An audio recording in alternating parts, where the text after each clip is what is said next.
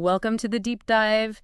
If you're tuning in, you want to stay informed, but efficiently, right? Exactly. No time to waste. So today we're trying to cut through some of the noise around crypto regulation, specifically what's happening with the SEC, the Securities and Exchange Commission in the U.S.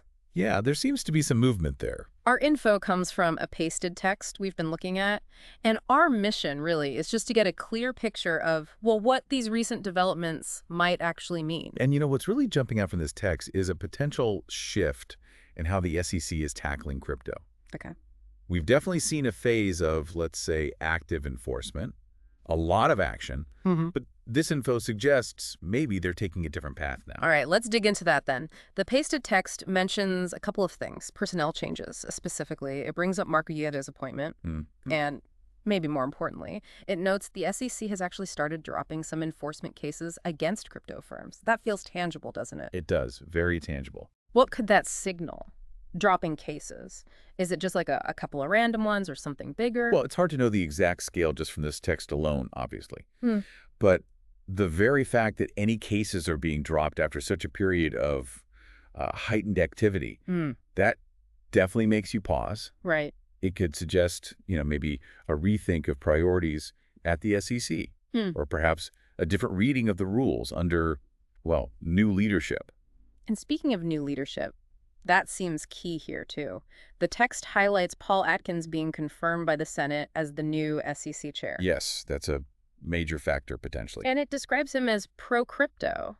Now, how does that potentially connect with Uyeda and these dropped cases? Is it just, different folks, different strokes? It likely plays a pretty big role, I'd say. Yeah. Someone seen as pro-crypto might naturally lean towards a less confrontational style. Okay. Maybe focusing more on creating clear guidelines, rulemaking, rather than jumping straight to enforcement action. Right, setting the rules of the road first. Exactly. So if you connect the dots, someone with that viewpoint becoming chair, plus the dropped cases, it paints a picture, doesn't it?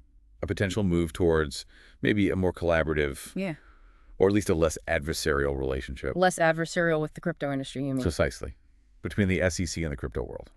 So for someone listening, trying to sort of piece this all together, the main point seems to be we've got these indicators, new people, dropped cases that hint at a change in how the SEC is dealing with crypto. It sounds like maybe moving away from that really strong enforcement-first approach we saw before. I think that's a fair summary based on this information, yeah. It really points towards a possible, let's call it an evolution in the SEC's strategy. An evolution, okay. So instead of leading with the stick, maybe the focus shifts towards building clearer frameworks for the industry, giving them something to work within. Right. So a key takeaway here is the winds might be changing at the SEC regarding crypto, potentially, leading to maybe a less tense environment. That certainly seems to be the direction this information is pointing. Yeah. Right. And, that naturally brings up a pretty important question for anyone watching this space or involved in it. Which is? Well, what could a more, let's say, accommodating regulatory approach actually mean for innovation, for the development of the whole crypto market here in the U.S.? That's a big question. Faster innovation, slower, safer. Exactly. It's definitely something to keep an eye on and think about as these changes, if they are indeed happening this way, continue to unfold. And it's worth considering.